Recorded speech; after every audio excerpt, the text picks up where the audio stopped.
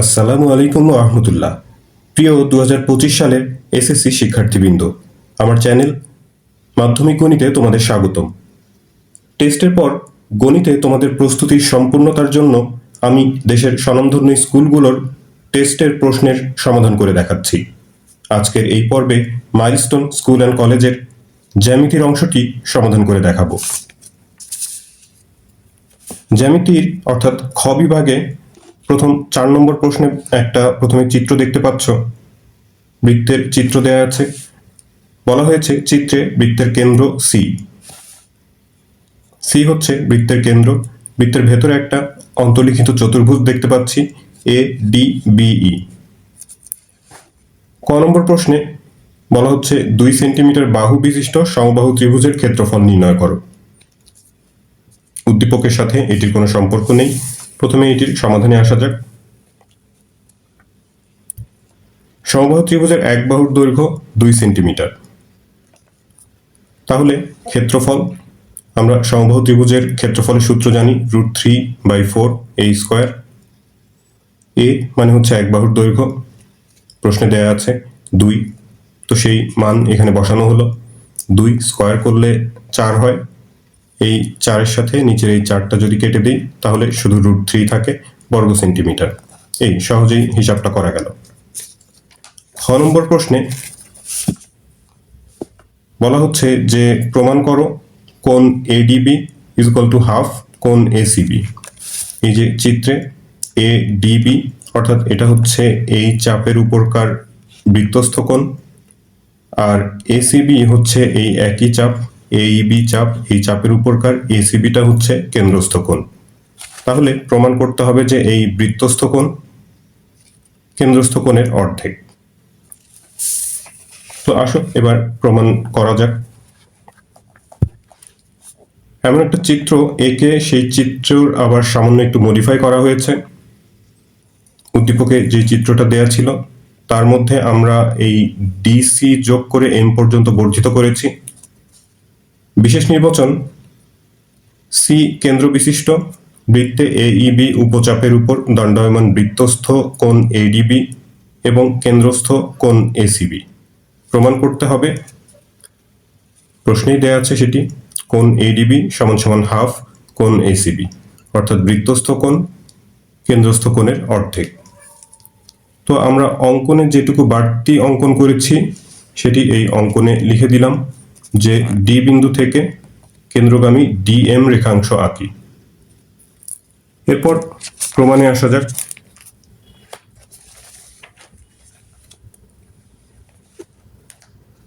ত্রিভুজ এসিডি এর বহিস্থ কোণ এসিএম = কোণ সিএডি প্লাস কোণ এডিসি। তোমরা ওই চিত্রটা একটু খেয়াল করো। চিত্রে এসিএম হচ্ছে ত্রিভুজ এসিডি এর একটা বহিস্থ কোণ, আর এই সিএডি আর এডিসি এই দুইটা হচ্ছে বহিস্থ কোণের যে বিপরীত কোণটা আছে সেই বিপরীত কোণ বাদ দিয়ে বাকি দুইটা কোণ, অর্থাৎ বিপরীত অন্তস্থ কোণ। তো আমরা জানি যে ত্রিভুজের বহিস্থ কোণ এর অন্তস্থ বিপরীত কোণ দ্বয়ের সমষ্টির সমান। এরকম একটা প্রমাণ তোমরা আগে হয়তো করেছো। তো সেই উপপাদ্য বা সেই সূত্রানুসারে আমরা লিখতে পারি যে এই এসিডি ত্রিভুজের বহিস্থ এসিএম কোণ = সিএডি আর এডিসি এই দুইটা কোণের যোগফলের সমানই। আবার ত্রিভুজ এসিডি এ এসি আর ডিসি এই দুইটা বাহু সমান, কারণ হচ্ছে এরা একই বৃত্তের ব্যাসার্ধ। তো আমরা জানি একটা ত্রিভুজের যদি দুইটা বাহু সমান থাকে ওই বাহু সংলগ্ন বা বাহুর বিপরীত কোণ দুইটাও সমান হয়, অর্থাৎ কোণ সিএডি = কোণ এডিসি। সুতরাং এই কোণ এসিএম = কোণ এডিসি প্লাস কোণ এডিসি। যেহেতু এডিসি আর সিএডি সমান, তাই আমরা এই যে এখানে এসিএম = সিএডি প্লাস এডিসি লিখেছিলাম। সিএডি এর পরিবর্তে আরো একটা এডিসি লিখতে পারি যেহেতু দুইটা কোণই সমান। তো তার মানে এসিএম = এডিসি আর এডিসি যোগ করে 2ADC। এটা একটা সমীকরণ নাম্বার দিলাম। একইভাবে যদি আমরা ত্রিভুজ বিডিসি থেকে একই রকম একটা সমীকরণ তৈরি করি, সেখান থেকে লিখতে পারি কোণ বিসিএম = কোণ 2 × কোণ বিডিসি। 2 নম্বর সমীকরণ দিলাম এটা। এখন 1 আর 2 এই দুইটা সমীকরণ যদি যোগ করা হয়, 1 নম্বর সমীকরণের বাম পাশে কোণ এসিএম আর 2 নম্বর সমীকরণের বাম পাশে কোণ বিসিএম, এসিএম প্লাস বিসিএম, আর ডান দিকে 2ADC প্লাস 2BDC যোগ করে এই সমীকরণটা পাওয়া গেল। এখন চিত্রে খেয়াল করো, কোণ এসিএম আর কোণ বিসিএম এই দুইটা কোণ মিলে কোণ এসিবি এর সমান হয়। আর ডান পাশে এখান থেকে আমরা একটা 2 কমন নিতে পারি। 2 কমন নিলে এডিসি প্লাস বিডিসি ব্র্যাকেটের মধ্যে থাকলো। এডিসি আর বিডিসি চিত্রে ভালো করে খেয়াল করো, এই দুটা কোণ যোগ করলে এডিসি আর বিডিসি মিলে এডিবি এই সম্পূর্ণ কোণটা হয়। তো তাহলে তো হয়ে গেল প্রমাণ। এই 2টাকে যদি আমরা এ পাশে নিয়ে আসি তাহলে এটিকে হাফ আকারে লেখা যায়। সমীকরণটাকে একটু উল্টা করে লেখা হয়েছে, এডিবিটাকে এ পাশে আর এসিবিটাকে ও পাশে লেখা হয়েছে। আসলে এই 2টা ওর পাশে গিয়ে হাফ হয়, তাহলে এডিবি সমান সমান হাফ এসিবি। সেটি একবারে আমি এভাবে যেভাবে প্রমাণ করতে বলা হয়েছে সেভাবে লিখে দিয়েছি। এই হচ্ছে খ নম্বরের প্রমাণ। গ নম্বর প্রশ্নে বলা হয়েছে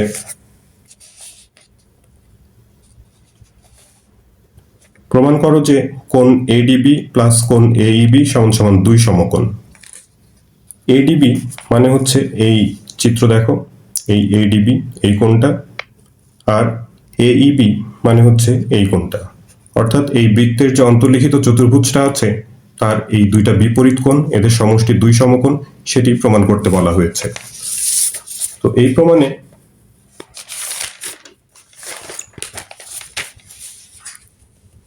উদ্দীপকের যে চিত্রটি দেয়া ছিল সেই চিত্রটি যথেষ্ট, এখানে আর কোনো কিছু বাড়তি অঙ্কনের প্রয়োজন নাই। এই চিত্রটি এঁকে নেওয়া হয়েছে। বিশেষ নির্বাচনে সি কেন্দ্র বিশিষ্ট বৃত্তে এডিবিই একটা অন্তর্লিখিত চতুর্ভুজ, প্রমাণ করতে হবে যে এর বিপরীত দুইটা কোণ, একটা হচ্ছে এডিবি প্লাস কোণ এইবি, এই দুইটা কোণের সমষ্টি 2 সমকোণ। এখন আসো প্রমাণে। আমরা খ থেকে পেয়েছি যে কোণ এডিবি সমান সমান হাফ কোণ এসিবি, অর্থাৎ এই এডিবি অর্থাৎ এই যে এই এইবি চাপের উপর দণ্ডায়মান বৃত্তস্থ কোণ, এটা হচ্ছে এই একই চাপের উপর দণ্ডায়মান কেন্দ্রস্থ কোণের অর্ধেক। তো এই জিনিসটা যেহেতু আগে একবার প্রমাণ হয়ে গেছে একই প্রশ্নের মধ্যে, এটি আর নতুন করে প্রমাণ করার প্রয়োজন নাই। খ নম্বর থেকে সেটা পাওয়া গেছে, সেই কথাটুকু শুধু লিখে তথ্যটা এখানে লিখে নেওয়া হয়েছে। এখন এডিবি অধিচাপের উপর দণ্ডায়মান বৃত্তস্থ এইবি এবং কেন্দ্রস্থ প্রবৃদ্ধ এসিবি। খেয়াল করো চিত্রে, এডিবি অধিচাপ, এডিবি এই পাশের এই যে বড় চাপ এটাকে হচ্ছে অধিচাপ বলে, আর ছোট চাপটা হচ্ছে উপচাপ। তো অধিচাপের উপর দণ্ডায়মান বৃত্তস্থ কোণ হচ্ছে এইটা এইবি, আর কেন্দ্রস্থ কোণ এসিবি, তবে এই পাশের কোণটা এটা যেহেতু 2 সমকোণের থেকে বড়, এই জন্য এটাকে প্রবৃদ্ধ কোণ বলা হয়। শুধু যদি আমরা এসিবি বলি তাহলে এই পাশের কোণটাকে বোঝাবে। তো এটার নামও এসিবি, তো সেটি আলাদা করে বোঝানোর জন্য এখানে প্রবৃদ্ধ উল্লেখ করতে হবে। কারণ প্রবৃদ্ধ কোণ মানে হচ্ছে 2 সমকোণের থেকে বড় কিন্তু 4 সমকোণ অপেক্ষা ছোট কোণ। তো আমরা যেই সূত্রটি ইতিমধ্যে খতে প্রমাণ করেছি, বৃত্তস্থ কোণ কেন্দ্রস্থ কোণের অর্ধেক, সেই সূত্রানুসারেই আমরা লিখতে পারি কোণ এইবি সমান সমান হাফ ইন্টু প্রবৃদ্ধ কোণ এসিবি। এটা 2 নম্বর সমীকরণ। আর খ থেকে যেই তথ্যটা সংগ্রহ করেছি, কোণ এডিবি সমান সমান কোণ হাফ কোণ এসিবি, এটা হচ্ছে 1 নম্বর সমীকরণ। এখন এই 1 আর 2 এই দুটো সমীকরণ যদি যোগ করি, এডিবি প্লাস এইবি সমান সমান কোণ হাফ এসিবি এবং প্রবৃদ্ধ কোণ এসিবি। এডিবি প্লাস এইবি সমান সমান হাফ ইন্টু 4 সমকোণ, কারণ হচ্ছে এসিবি কোণ হচ্ছে এই কোণটা আর প্রবৃদ্ধ এসিবি কোণ হলো এইটা। তার মানে এই কেন্দ্রের চারপাশের সম্পূর্ণ অংশটাই, সম্পূর্ণ যে কোণটা হয় অর্থাৎ 360 ডিগ্রি বা 4 সমকোণ, সেই কোণটা, এই দুইটা কোণের সমষ্টি হচ্ছে 360 ডিগ্রি বা 4 সমকোণ। তো তাই এসিবি কোণ আর প্রবৃদ্ধ এসিবি এই দুটো মিলে 4 সমকোণ হয়, সেই কথাটা এখানে লেখা হয়েছে। এখন হাফ এর সাথে যদি 4 কাটাকাটি করো, 2 2 4 অর্থাৎ 2 সমকোণ। এই হয়ে গেল প্রমাণ, অর্থাৎ কোণ এডিবি প্লাস কোণ এইবি সমান সমান হচ্ছে 2 সমকোণ। এটি আমাদের প্রমাণের বিষয়। পরের প্রশ্নে যাব। পরের প্রশ্নটি বলা হয়েছে ত্রিভুজ পি কিউ আর ও ত্রিভুজ এম এন এল দুটি সদৃশ ত্রিভুজ। ত্রিভুজ পি কিউ আর এর পিটি একটি মধ্যমা। ক নম্বর প্রশ্নে 5 সেন্টিমিটার দৈর্ঘ্যের একটি রেখাংশকে 2:1 অনুপাতে অন্তর্বিভক্ত করতে বলা হয়েছে। বলা হয়েছে এখানে অঙ্কনের চিহ্ন আবশ্যক। যেহেতু এটি ক নম্বরের প্রশ্ন অর্থাৎ 2 মার্কের, এখানে বিবরণের প্রয়োজন নাই। তো 5 সেন্টিমিটার দৈর্ঘ্যের একটি রেখাংশকে 2:1 এই অনুপাতে বিভক্ত করতে বলা হয়েছে। 5 সেন্টিমিটার একটি রেখা এ বি, সেটি আমরা এঁকে নিয়েছি। এরপর 2:1 এই অনুপাতে এটাকে বিভক্ত করতে বলা হয়েছে। এখানে এসি যে কোনো মাপের যে কোনো কোণ, যে কোনো আমাদের ইচ্ছা মতো বিএসি একটা কোণ আঁকা হয়েছে এখানে, অর্থাৎ এসি যে কোনো একটা রেখা যে কোনো কোণ করে এখানে এসি থেকে 2:1 অর্থাৎ 2 সেন্টিমিটার এবং 1 সেন্টিমিটার দৈর্ঘ্যের দুইটা অংশ কেটে নেওয়া হয়েছে, একটা এএম আর একটা হচ্ছে এম এন। এম 2 সেন্টিমিটার আর এম এন হচ্ছে 1 সেন্টিমিটার। এরপর এই এন এর সাথে বি বিন্দুটা যোগ করে দেওয়া হলো। যোগ করলে এখানে যে কোণটা তৈরি হলো এ এন বি, এই কোণের সমান করে এম বিন্দুতে যদি আমরা একটা কোণ আঁকি এ এম পি, তাহলে এই MP A B K P বিন্দুতে যে ছেদ করে এই পি বিন্দুতেই এ বি রেখাটা 2:1 এই অনুপাতে বিভক্ত হয়। অর্থাৎ এ বি, এটার দৈর্ঘ্য দেওয়া ছিল হচ্ছে 5 সেন্টিমিটার, সেটি পি বিন্দুতে 2:1 এই রেশিওতে বিভক্ত হয়ে গেল। খ নম্বর প্রশ্নে বলা হয়েছে প্রমাণ করো ত্রিভুজ আর পি কিউ অনুপাত ত্রিভুজ এল এম এন সমান সমান পি কিউ স্কোয়ার অনুপাত এম এন স্কোয়ার। তো আমরা প্রথমে পি কিউ আর এম এন এল এই এমন দুটা সদৃশ ত্রিভুজ আঁকবো।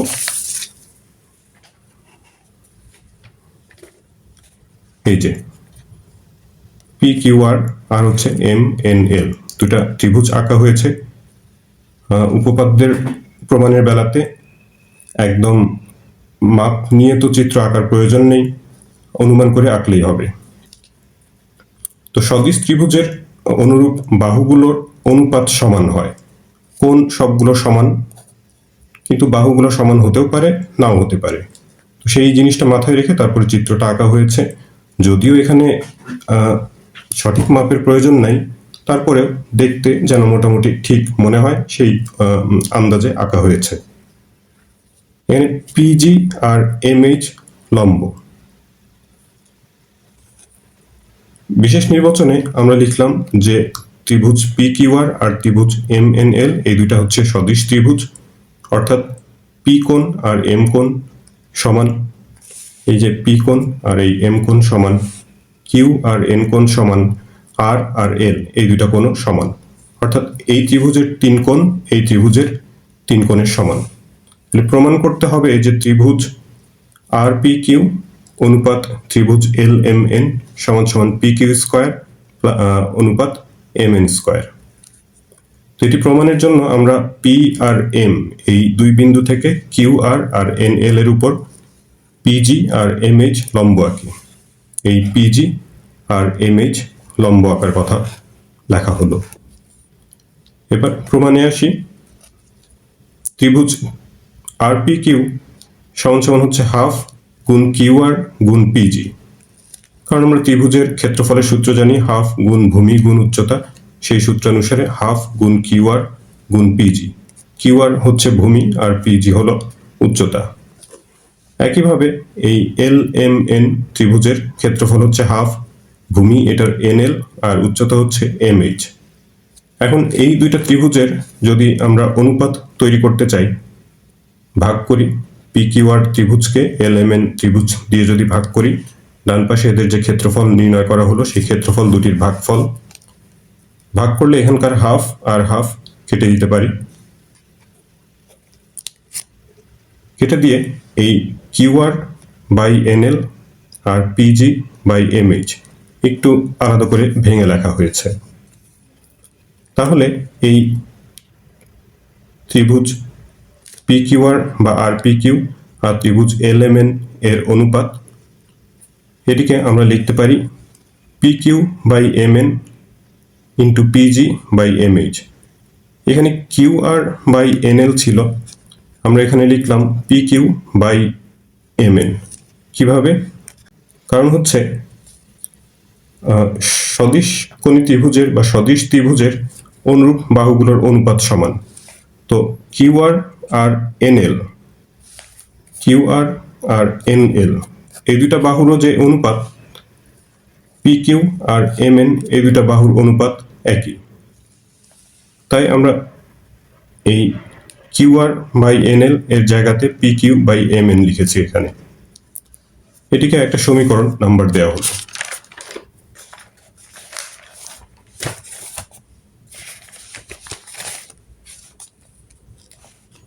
এরপর ত্রিভুজ পিকিউজি এবং ত্রিভুজ এমএনএইচ এই দুইটা ত্রিভুজে কিউ আর এন এই দুইটা কোণ সমান। পিজি কিউ এবং এমএইচ এন এই দুটা কোণ সমান, কারণ উভয়ই এক সমকোণ। কারণ অঙ্কন অনুসারে আমরা লম্ব এঁকেছিলাম, সেজন্য এখানে সমকোণ তৈরি হয়েছে। তো দুইটা করে কোণ যদি দুইটা ত্রিভুজের সমান থাকে, তৃতীয় কোণটা সমান হয়েই যাবে, তৃতীয় কোণ অবশ্যই সমান হবে। তো তাহলে ওই ত্রিভুজ দুটি সদিশ কোণী, অর্থাৎ সদিশ। সদিশ হলে এদের অনুরূপ বাহুর অনুপাত সমান, অর্থাৎ P Q by M N PG by MH সমান সমান কিউজি বাই এনএইচ।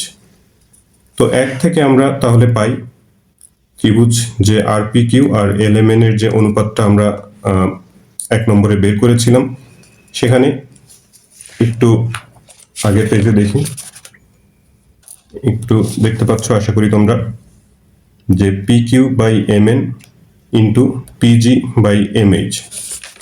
এখানে P Q by M N P Q by M N লিখলাম আবার, কারণ হচ্ছে যে পিজি বাই এমএইচ এটি P Q by M N, PG by MH এটি P Q by M N এর সমান। তো সে কারণে ওই 1 নম্বর সমীকরণে আমরা এখানে পিজি বাই এমএইচ এর পরিবর্তে P Q by M N লিখলাম। লিখে যদি গুণ করা হয় পি কিউ আর P Q square, M N গুণ করে এম এন স্কোয়ার, এটি হচ্ছে আমাদের নির্ণয় প্রমাণ। এখন এই যে ভাগ অবস্থায় ছিল, এটিকে যদি অনুপাত আকারে লিখি, ত্রিভুজ আর পি কিউ অনুপাত ত্রিভুজ এল এম এন সমান সমান এই পি কিউ স্কোয়ার অনুপাত এম এন স্কোয়ার, এটি আমাদের প্রমাণের বিষয়। আর গ নম্বর প্রশ্নে বলা হয়েছে যে প্রমাণ করো P Q square plus P R square is equal to 2 into PT square plus QT square. তো এই প্রমাণের জন্য আমরা যে অঙ্কনটি করেছি সেটি এমন, এই পি কিউ আর ত্রিভুজ, তার পিটি মধ্যমা এটি প্রশ্নে দেয়া ছিল, অতিরিক্ত আমরা এখানে পি এম লম্ব এঁকেছি। বিশেষ নির্বাচনে পি কিউ আর ত্রিভুজ, এই ত্রিভুজে পিটি হচ্ছে একটা মধ্যমা, অর্থাৎ মধ্যমা এই বাহুটাকে সমান 2 ভাগে ভাগ করে, বাহুর মধ্যবিন্দু এইটি, তাহলে কিউটি আর আরটি সমান। প্রমাণ করতে হবে প্রশ্নে যা দেয়া ছিল যে P Q square plus P R square is equal to 2 into PT square plus QT square. আমরা যেখানে লম্ব এঁকেছিলাম অঙ্কনে সেই কথাটা লেখা হয়েছে, পি এম লম্ব কিউ আর আঁকি।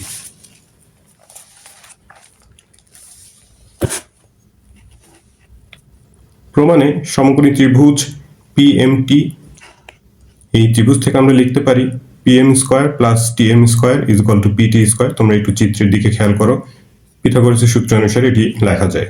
একটু পার্শ্ব পরিবর্তন করে PM square is equal two এই টিএম স্কোয়ারটাকে ডান পাশে নিয়ে বিয়োগ করা হলো। আবার সমকোণী ত্রিভুজ পিকিউএম থেকে আমরা পিথাগোরাসের সূত্র অনুসারে লিখতে পারি P Q square plus PM square plus OM square. আগের সমীকরণে আমরা যা পিএম স্কোয়ারের মান বের করেছিলাম সেই মানটি এখানে এই পিএম স্কোয়ারের জায়গাতে বসানো হলো। আর কিউএম চিত্রে খেয়াল করো, কিউএম মানে হচ্ছে কিউটি প্লাস টিএম। তো কিউটি প্লাস টিএম যেহেতু এখানে স্কোয়ার ছিল, হোল স্কোয়ার দেওয়া হলো। এখন এটা A plus B whole square সূত্রানুসারে ভাঙবো, QT square plus TM square plus 2 QT into TM, A square plus B square plus 2ab। লাইনে অন্যান্য পদগুলো আগের মতোই। তাহলে এখানে এই টিএম স্কোয়ার মাইনাস আর টিএম স্কোয়ার প্লাস এটি কেটে দিতে পারি। তাহলে PT square plus QT square plus 2 QT TM, এটি একটা সমীকরণ নাম্বার দেওয়া হলো। আবার সমকোণী ত্রিভুজ পি আর এম, এখান থেকে আমরা লিখতে পারি P R square is equal to PM square plus M R square, Pythagoras. P R square is equal to PM, আবার সেই পুরাতন সমীকরণ পিএম স্কোয়ার মানে হচ্ছে PT square minus TM square, সেই মান আবার বসানো হলো এখানে, PT square minus TM square. আর এম আর, চিত্রে খেয়াল করো, এম আর মানে হচ্ছে T R minus TM, square ছিল তাই স্কোয়ার দেওয়া হলো। আবারও সেই আগের মতো কাজ, A minus B whole square সূত্র দিয়ে ভাঙা হলো, A square plus B square minus 2ab। তাহলে এখানেও এই টিএম স্কোয়ার এটা কেটে দিতে পারি। তাহলে P R square is equal to PT square plus T R square minus 2 TR into TM, এটা আরেকটা সমীকরণ নাম্বার দিলাম, 2 নম্বর। এখন যদি আমরা আগের 1 নম্বর আর এখনকার এই 2 নম্বর সমীকরণ দুটো যোগ করি, P Q square plus P R square, তাহলে 2 PT square plus QT square plus TR square plus 2 QT into TM minus 2 TR into TM. 2 PT square এটা থাকলো, কিউটি স্কোয়ার আর টিআর এর পরিবর্তে আমরা আবার কিউটি লিখতে পারি, কারণ টি আর কিউটি সমান। টি বিন্দু হচ্ছে কিউ আর এর মধ্যবিন্দু, সে কারণে। তো কিউটি স্কোয়ার পরের লাইনে এই কিউটি স্কোয়ার যোগ করে 2 কিউটি স্কোয়ার হবে, আর এদিকে কিউটি টিএম, টিআর এর পরিবর্তে এখানেও কিউটি লেখা হয়েছে, তাহলে এই 2 into QT into TM minus 2 QT TM, একই জিনিস, প্লাস মাইনাস কাটা, কেটে দিলে এই 2 PT square plus 2 QT square, এখান থেকে যদি 2 কমন নেওয়া হয় তাহলে PT square plus QT square থাকে, এটি আমাদের প্রমাণ করতে বলা হয়েছিল। এর পরের প্রশ্নটি দেখি, সম্পাদ্য থেকে দেয়া হয়েছে একটা ত্রিভুজের ভূমি সংলগ্ন দুইটা কোণ এক্স সমান সমান 45 ডিগ্রি এবং কোণ ওয়াই 60 ডিগ্রি, শীর্ষ থেকে ভূমির উপর অঙ্কিত লম্বের দৈর্ঘ্য H is equal two 5 centimetre. এখন ক নম্বর প্রশ্নে বলা হয়েছে এইচ এর সমান বাহু বিশিষ্ট একটি বর্গ অঙ্কন করো। এইচ মানে হচ্ছে 5 সেন্টিমিটার, অর্থাৎ 5 সেন্টিমিটার বাহু বিশিষ্ট একটা বর্গ অঙ্কন করতে হবে।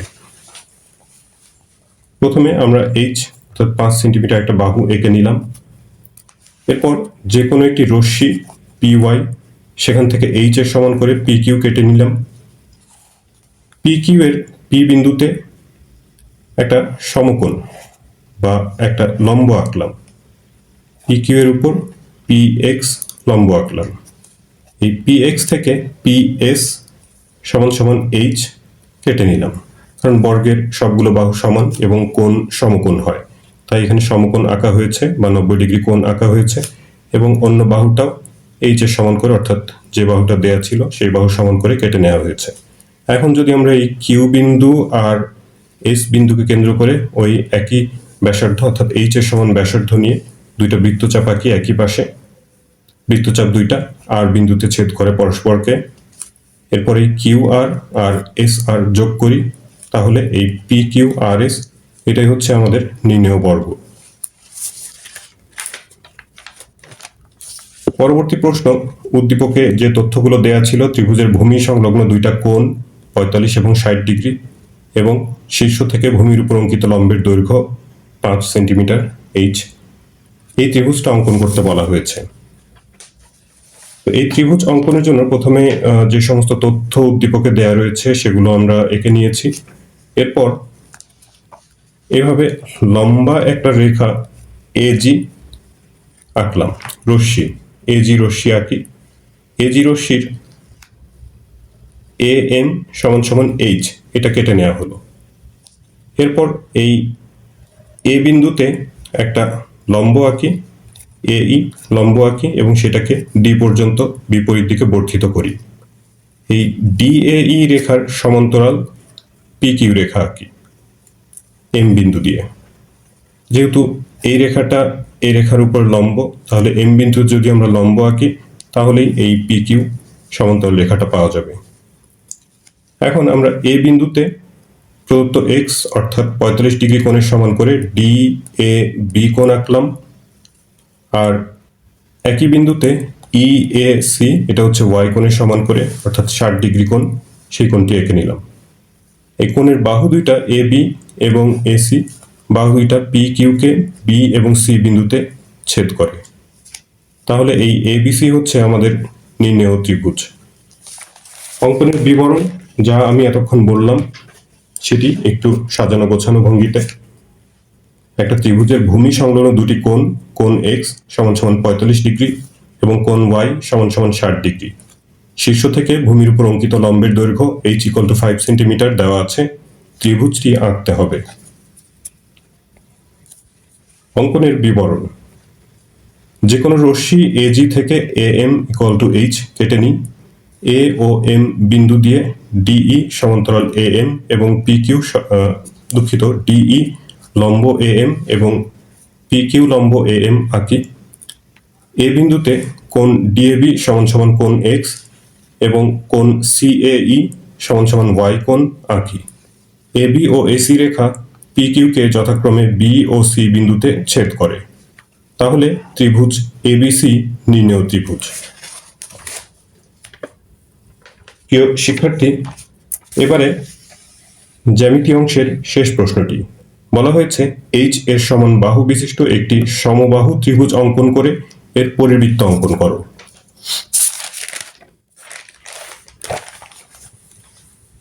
তো প্রথমে এইচ 5 সেন্টিমিটার একটা রেখা আমরা এঁকে নিলাম, রেখাংশ।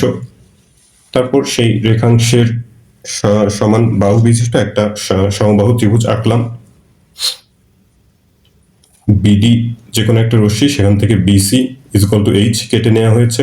এরপর বি এবং সি বিন্দুকে কেন্দ্র করে এইচ এর সমান ব্যাসার্ধ নিয়ে একই পাশে দুইটা বৃত্তচাপ আঁকি। বৃত্তচাপ দুইটা এ বিন্দুতে ছেদ করে। এ বি এবং এসি যদি যোগ করি তাহলে এই এবিসি হচ্ছে ওই সমবাহু ত্রিভুজটা। এরপর এই সমবাহু ত্রিভুজটার পরিবৃত্ত অঙ্কন করতে হবে।